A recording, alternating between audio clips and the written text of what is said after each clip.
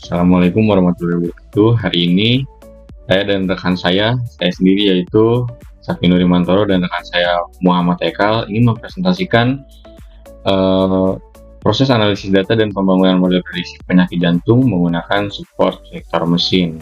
Jadi di sini saya akan langsung ke datasetnya. Datasetnya itu eh, yang digunakan adalah Heart Disease Cleveland UCI yang terdiri dari 13 atribut, yaitu pertama adalah usia, yaitu usia dari pasien, dan kedua itu adalah jenis kelamin, satu itu untuk laki-laki dan dua itu untuk perempuan. Dan atribut ketiga di sini adalah CP, yaitu chest pain type, yaitu tipe dari sakit dada. Value 0 itu adalah tipikal angina, dan value 1 atipikal angina, dan value 2 itu adalah non-anginal pain.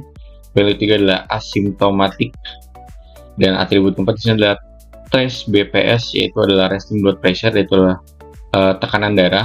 Yang ada di sini adalah mmHg on admission to the hospital. 5 itu adalah CHOL, serum kolesterol. FBS adalah fasting blood sugar.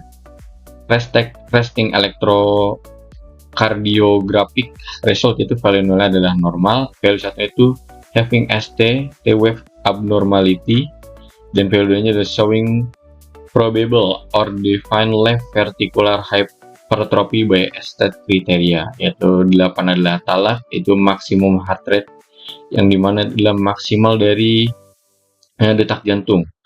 9 itu adalah exercise induced angina. Variabel 1 itu adalah untuk yes, dan 0 itu adalah no. Old peak, 10 itu old peak. SI depression induced by exercise relative to rest. 11 slope, the slope of the peak exercise at a segment. Value 0 adalah up sloping, value 1 adalah flat, value 2 adalah down sloping. Atribut 12 itu CA, number of major vessel 0 sampai 3, followed by flow prosopy. 3 itu adalah TAL, 0 sama dengan normal, 1 sama dengan fixed defect, 2 sama dengan reversible defect and label. 12 adalah condition, 0 sama dengan disease, 1 sama dengan disease, yaitu adalah value 0 tidak ada penyakit ataupun sehat, 1 itu adalah dengan gejala. Jadi kita di sini akan masuk ke presentasi, yaitu ingin menjelaskan dengan lebih lanjut tentang database yang kita gunakan. Itu konteks dan asal datanya adalah dataset penyakit jantung dari UCI Machine Learning Repository merupakan standar emas dalam riset klasifikasi medis yang berasal dari Cleveland Clinic Foundation, dan data ini digunakan untuk memprediksi kehadiran penyakit arteri koroner berdasarkan indikator fisiologis pasien. Kita masuk ke skala dan struktur data, itu sudah kita jelaskan tadi, total pasien ini adalah instansi sekitar 303 pasien, dan atribut yang sudah dijelaskan tadi di awal adalah 13 atribut klinis. Yang dataset terdiri dari 13 variabel independen, itu dan satu variabel target diagnosa, yaitu 14 tadi adalah kondisi 0 dan 1. Kita masuk ke, ini adalah sekitar 13 atribut yang sudah dibicarakan tadi, dan kita masuk ke profil demografis pasien, yaitu profil demografis pasien ini yang pertama adalah usia dan jenis kelamin, yaitu pasien dalam dataset ini memiliki rentang usia 29 hingga 77 tahun. Itu terdiri mayoritas pasien adalah laki-laki yang memiliki gejala penyakit jantung, dan usia rata-rata berada pada kelompok risiko tinggi 50 sampai dengan 60 tahun. Jenis kelamin merupakan prediktor signifikan dalam model risiko. Dan kita akan masuk lagi ke indikator vital dasar, yaitu trace BPS, yaitu tekanan darah istirahat, dengan memperhitungkan dengan mm dan Hg saat masuk RS.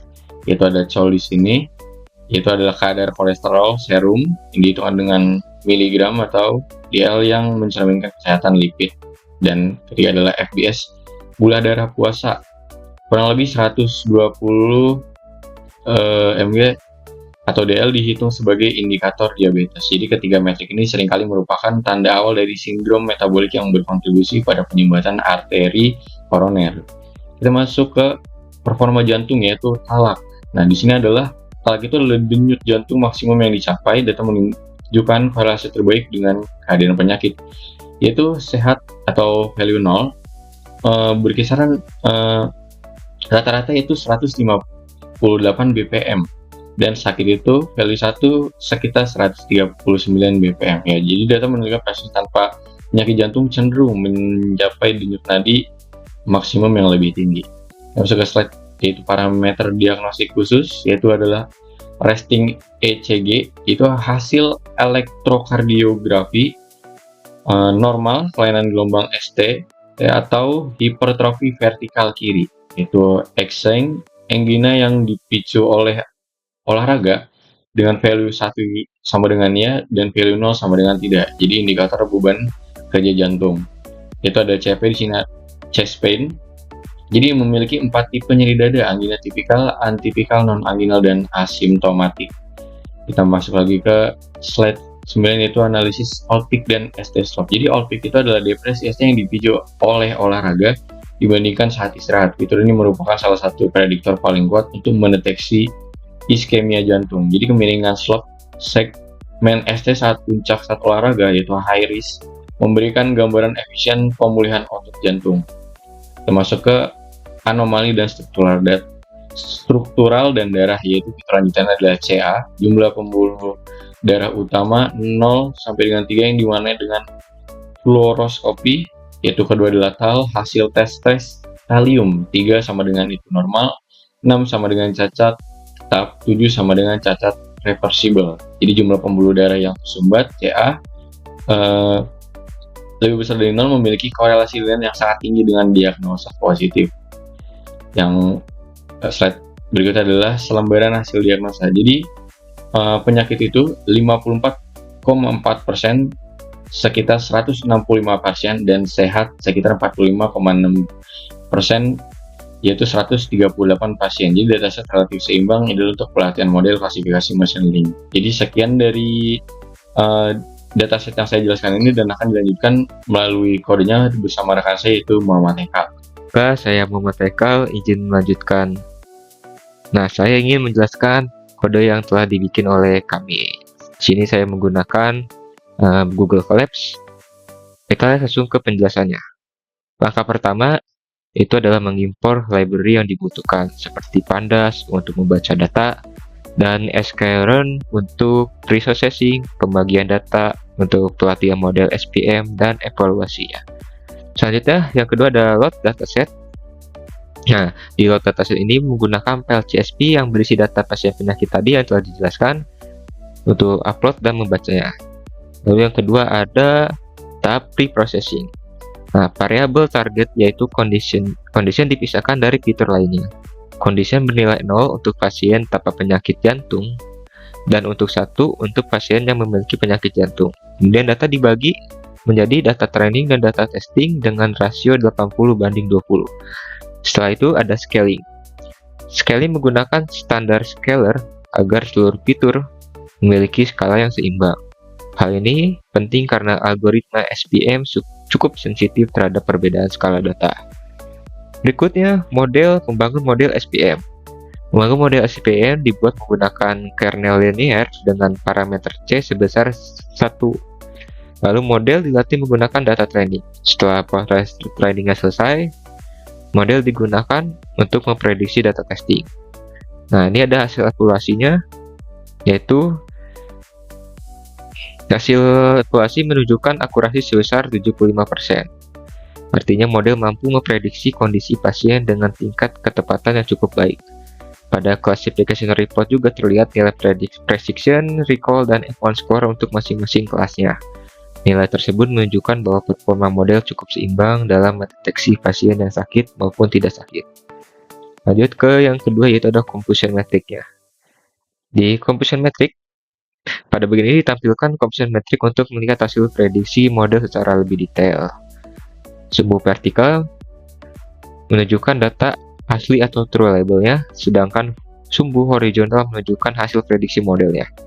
Angka 23 di kiri atas berarti ada 23 data pasien sehat yang berhasil diprediksi benar sebagai sehat. Lalu ada angka 22 kanan bawah, 22 pasien yang sakit dan berhasil diprediksi dengan benar dengan sakit. Sedangkan angka 9 menunjukkan pasien sehat tapi diprediksi sakit oleh model. Dan angka 6 menunjukkan pasien sakit tetapi diprediksi sehat. Dari composition metric ini dapat dilihat bahwa jumlah prediksi yang benar lebih banyak dibanding prediksi yang salah, sehingga model ini memiliki performa yang cukup baik. Lanjut, itu ada data visualization untuk heat map ya. Nah, di penjelasan correlation heat map, pada bagian ini ditampilkan correlation heat map untuk melihat hubungan antar fitur pada dataset. Warna yang lebih terang menunjukkan korelasi yang lebih tinggi, sedangkan warna lebih gelap menunjukkan korelasi yang rendah atau negatif.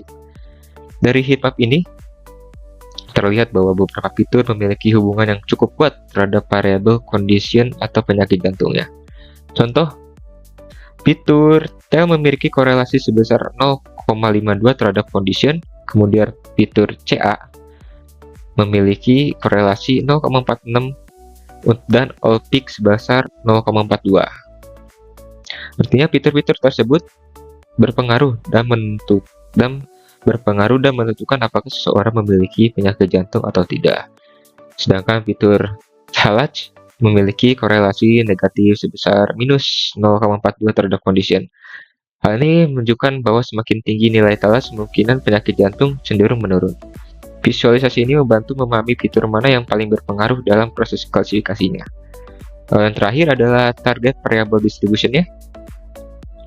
Nah, pada bagian terakhir ini tampilkan distribusi data target atau condition. Nilai 0 menunjukkan pasien tanpa penyakit jantung, sedangkan nilai 1 menunjukkan pasien dengan penyakit jantung.